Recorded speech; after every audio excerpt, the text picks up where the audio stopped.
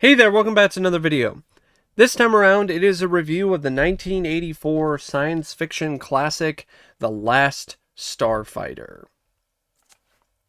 Now, before I get into sharing my thoughts on the film, I want to do a couple things. First, I want to give a shout out to Sean for requesting this review. He's a longtime subscriber and friend of mine. He wanted to hear my thoughts on it, and I am a huge fan of this movie. So I had been wanting to do a review of this for a while now. I think I might have reviewed it in the past, but I'm not quite 100% sure on that. But huge shout out goes to Sean. Also, I want to give Arrow Video a shout out for their remarkable, wonderful job with this release. Yes, it doesn't have that much in terms of new features, in terms of interviews. It does have some new interviews, but it's a little on the light side when it comes to new stuff. But it does port over all of the other supplemental materials from the previous releases, and it has a new commentary. I haven't listened to it, but for those of you who are interested in that kind of thing, this release does have that. But really, what the biggest selling point is with this release from Arrow is the fact that it's got a 4K remaster from the 70 millimeter print of the film. And this is the best the film has ever looked or sounded. And I think, barring a potential 4K release, this is going to be the winner when it comes to the home video releases of The Last Starfighter. It's the closest that you will ever get on home video to how the film was supposed to look in theaters. So the film is directed by Nick Castle, and this is his sophomore outing. The first film that he directed was called Tag the Assassination Game, and I still feel that this is his shining star. This is Nick Castle's finest hour as a director. He managed to find a way to hit all the right buttons, get all the right shots in the right sequence. He made the shots in the film that zero in on and focus on the trailer park, Starlight, Starbright, every bit as magical as the shots that took place in outer space or on another planet. And I think that is something that is a little more difficult than you might think. And I feel Nick Castle deserves more credit for how he was able to make those two elements blend seamlessly together visually throughout the film. The moments when there are action, the CGI, because this is one of those films that features a lot of early computer generated imagery. So before you would have films later on in the 90s that really pushed the envelope when it comes to computer generated imagery, CGI, films like Tron and The Last Starfighter were incredibly ahead of their time. They were revolutionary in terms of how they were able to do so much with such a new technology. You can actually argue that The Last Starfighter is one of the most influential films that exists when it comes to CGI and how it's used on film. And despite that, these sequences, even though they probably are not directed by Nick Castle, the sequences that deal with the CGI, they still are edited and put together in a way where they don't feel too tonally or too distant. I mean, too tonally out there or distant from the rest of the film when it comes to how the film is structured and how each piece is put together. And this film has some really epic shots that invoke a sense of grandeur and awe.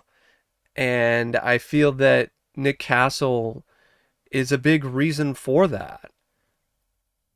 It also has a nice sense of humor, a nice light-hearted vibe and tone to it, but there also is a little bit more of an edge to it than I remembered that really does make the film stand out from some of these other PG rated science fiction, adventure, fantasy films from this same time period. But yeah, I always felt that Nick Castle did a really nice job directing this film. And watching it in HD, remastered in 4K, I think that is even more evident than it might have been before. But as good as the film is when it comes to the direction, I don't feel this film would be as successful without its stellar screenplay by Jonathan R. Butel.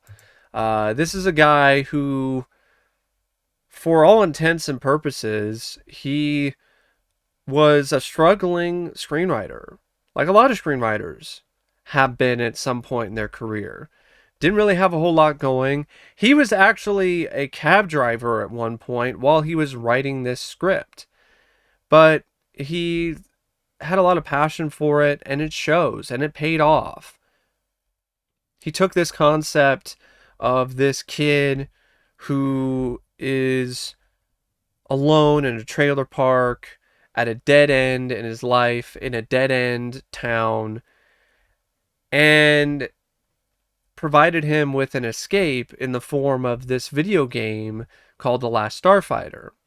And it becomes this sword in the stone kind of story where if you get the high score on this Last Starfighter cabinet, you are then chosen to become a starfighter for real and do your part to defeat the Kodan Armada.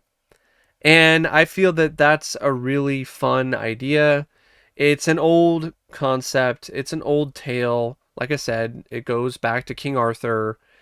But with the way that the film handles it, it feels fresh because it takes what was at the time a modern sensibility, a modern thing with video games, and adds the sword and the stone storyline to it and creates something unique. And I feel that there have been other films that have tried to do the same thing as The Last Starfighter, but I don't think that there have been other movies that have really been able to pull it off as well as this film does. The characters are very strong.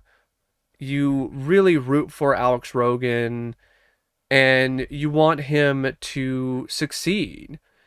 The drama between the Kodan Armada and the heroes of the film is effective enough. It's an old cliche kind of storyline about like someone who was a part of the royalty but got disillusioned by it and split off and formed his own army and became the biggest threat to the current regime. But the way that it's handled, it's done well. I feel that it could have been a little bit better when it comes to how the villain is written. I feel Zur is kind of a weak villain. I don't know if that's entirely the fault of the screenwriter or it has something to do with maybe Norman Snow's performance. I've just never really been that sold on Zur as that much of a threat.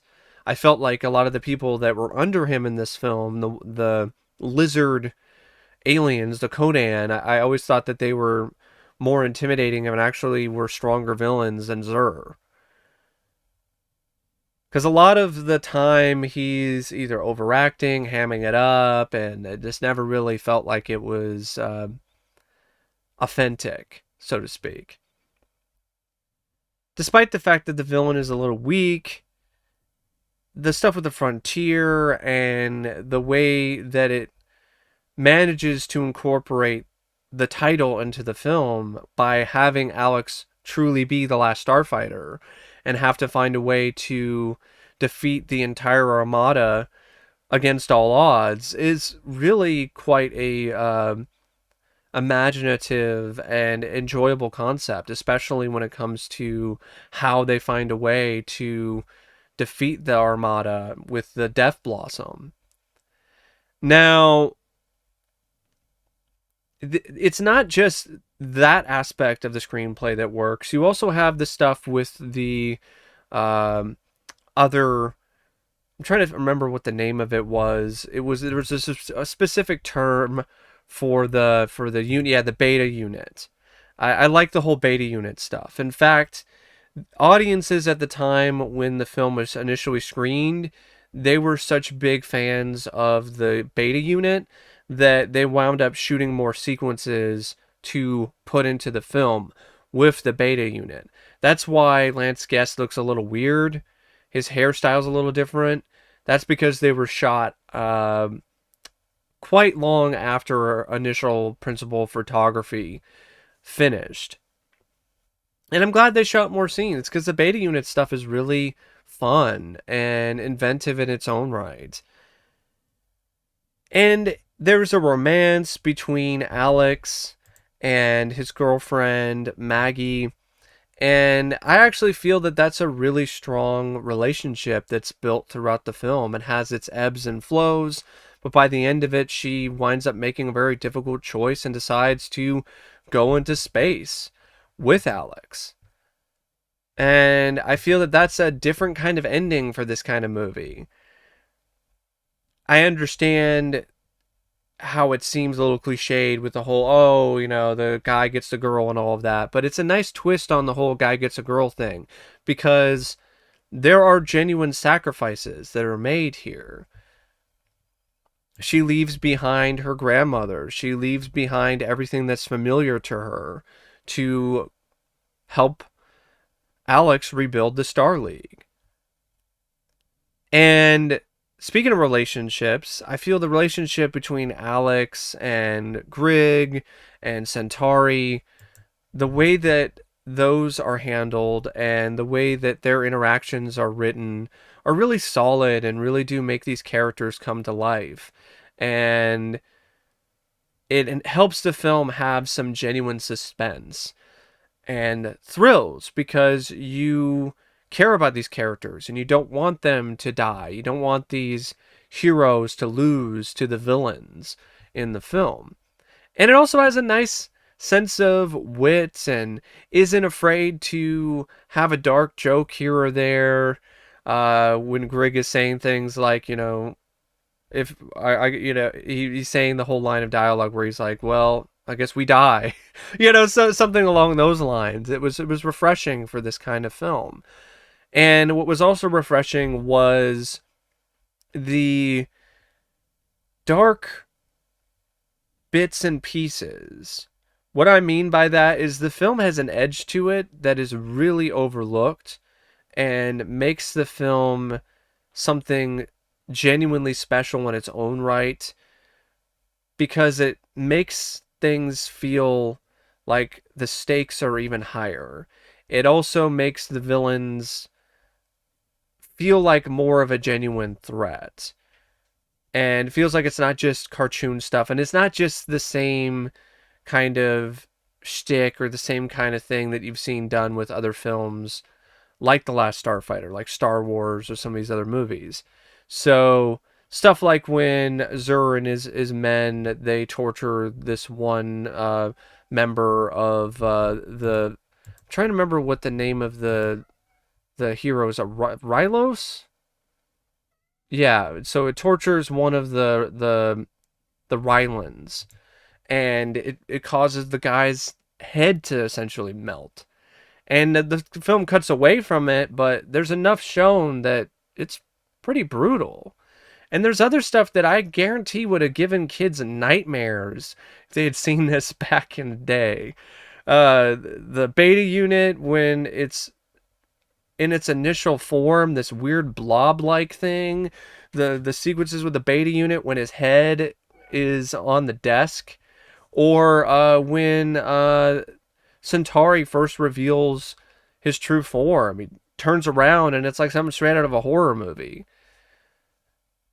And there are also some dark jokes, some really edgy stuff like the younger brother is into Playboy, and it just helped the film feel like it wasn't just for kids. And I feel that that also is a big reason why the film has such a cult following, is because it's something that kids at the time could have enjoyed, but it's also something that holds up as an adult because of that edge, because it's not just playing with pillows. And I feel that that really does enhance the film in a multitude of different ways. And speaking of enhancing the film, the cast. Lance Guest was the perfect bit of casting for this role. Easily his best performance. You can see why Nick Castle wanted him for this film. You can see why Lorimar and Universal and other people saw a lot of potential for him to become a next huge big star. And I don't know why it didn't happen.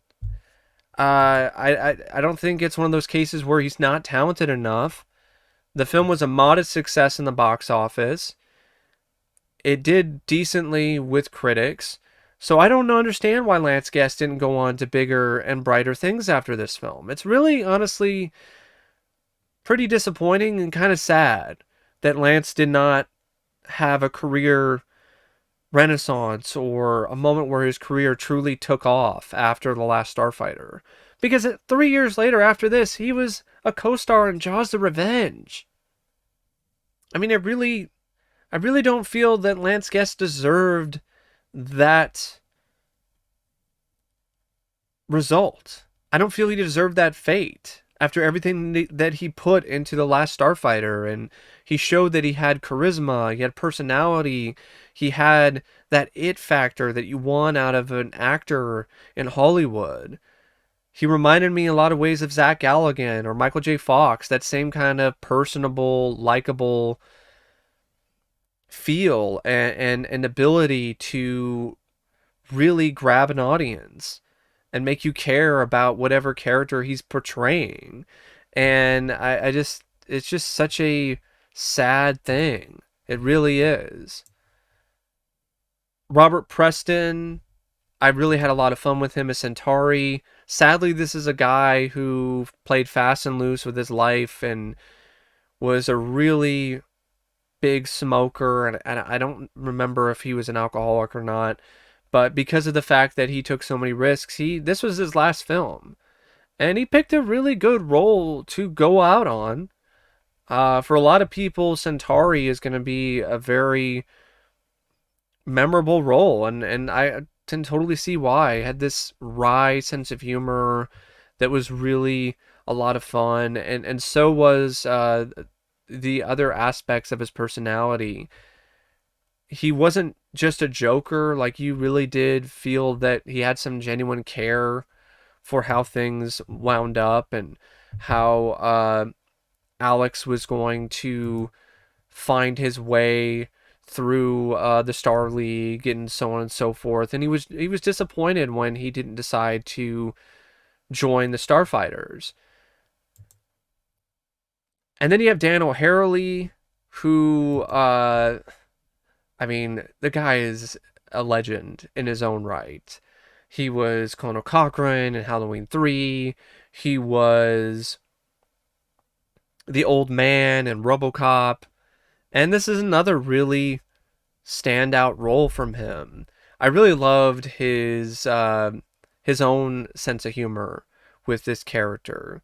I thought Grigg was a really funny alien, and I felt that he had some real chemistry with Lance Guest. And Catherine Mary Stewart, she's a babe. She's always going to be a babe. And this is one of her best roles. And even though she didn't have a ton of scenes, she did enough with what she had to really leave her mark. And she tended to do that a lot in whatever film she was in. Night of the Comets, even her role in Night Flyers, which is a very inconsistent film, but she was pretty solid in it. I didn't feel Norman Snow as Zer was that great. I know he has his fans, but I never really thought he was that great. You also have a few other actors and actresses, but that's really the main cast is those four or five actors and actresses. One kid I wanted to mention is Chris Hebert, who played Lewis Rogan. The reason why I'm mentioning this kid is because he was in an episode of Tales from the Dark Side in the first season called The New Man, and I recognized him. Like when I first saw that episode, I was like, I recognize this kid from somewhere. And then when I rewatched this film, I was like, oh my god, it's the kid from The Last Starfighter. That's why I recognize that kid. He was also in an episode of the 80s Twilight Zone, which is actually one of my favorites. He played the young Gus Rosenthal in One Life Furnished in Early Poverty. But he didn't really do a whole lot. He was also in Fuzz Bucket. He played one of the kids in Invaders from Mars, the remake. I can see why he didn't do that much. It's not like he's an amazing actor, but he did okay with what he was asked to do to be the annoying little brother. Will Wheaton, he was supposed to be Lewis's friend, but his role was cut down significantly, and he didn't have any speaking moments in the film. So yeah, solid cast, but I mean this film is just loaded with so many things that pack a punch. And one of the biggest things about it that have always packed a immense punch for me is the score by Craig Safan. Craig was another guy that Nick Castle vouched for, and I feel that Nick was right on the money. Once again, he vouched for Lance Guest because he was a relative unknown at the time, and the studio was kind of like, I don't know if I want to have him in the movie. I don't know if he's good enough to be the star. But I feel that he proved them wrong. He was definitely good enough to be Last Starfighter. I don't know what the fuck is going on with my cat. I don't. Maybe he was replaced by a fucking beta unit or some shit. I don't know. Yeah, I always felt that the score by Craig Safan was amazing. It had this sense of just wonder and fun and just thrills. It was just a really glorious and high flying score, and one of my favorite scores from any film, to be honest, especially the main theme by Craig Safan. Dun, da, da, da, da, da, da, da, da, da, da, da, da, da, da. I think it's just a great score. I think it's right up there with work by John Williams for Star Wars and other efforts and compositions like that. It really is a great score, and I feel it's one of the most underrated scores out there. I think it deserves way more credit, should be talked about a lot more than it is, because it's a really fine and masterful score by Craig Safan. And it features some really nice cinematography by King Baggett, and it's well edited by Carol Timothy O'Meara.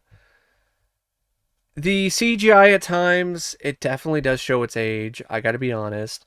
But there's other moments where it actually looks really good for CGI from 1984. You have to put things into perspective. That's why I do not want to see a version of this film with a remastered take on the effects. I don't want to see that. I saw the clip online and I thought it looked awful. I don't want to see that. It sticks out like a sore thumb even more if you try to remaster the effects to modern CG standards. It also takes away a lot of the hard work that the people did who worked on this film in terms of the CG. This was a huge undertaking. This was an immense undertaking. They built software specifically for this film and its effects. It did effects that had never been seen before on film. And I feel they should remain the way that they are and have been. They should not be messed with. That being said, I would have liked to have seen some more practical model work because I feel that the CG limited what they were able to do in terms of the choreography, in terms of how the battles were situated. I feel that with more model work like Star Wars or some of the other films by ILM, I feel that the battle sequences could have had even more impact. Because I have to be honest, the CG, while it's really impressive at times for 1984, it's still obviously CG. And I think maybe what they were going for is it's in essence a video game film, so maybe they were trying to make it more video game like on purpose. But it's just one of those things where I feel it is a little bit of a missed opportunity to not have more of a mix of practical and CG effects for the sequences with the Starfighter versus the Kodan Armada. But other than that, and a few other minor nitpicks, which I can't even really think of off the top of my head, I think this is a grand and glorious film. I think it's a great movie. I think it holds up really well. There's a few other things I want to mention when it comes to the film that I feel I would be remiss if I did not touch upon them. And they are the art direction by Jim Bissell, the set decoration by Linda Spheris, the costume design by Robert Fletcher. I felt all three of those individuals did really great jobs when it comes to creating the look of the film with the costumes and the overall atmosphere and mood.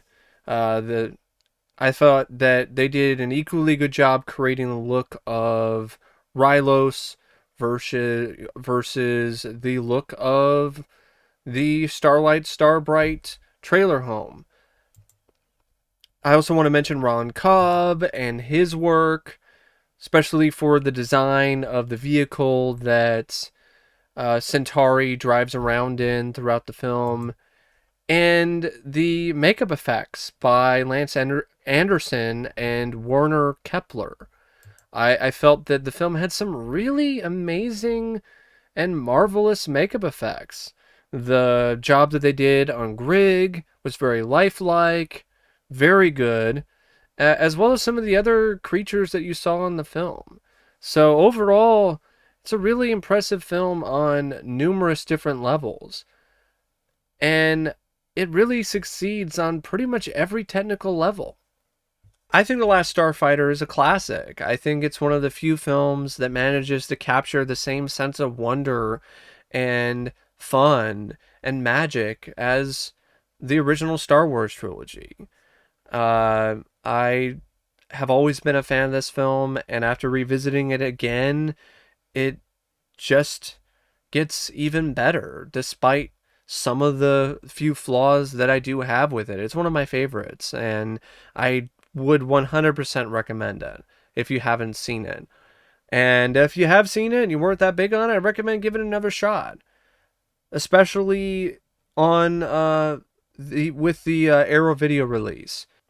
But anyway, thanks for watching my review of The Last Starfighter, and as always, I'll see you later. See ya.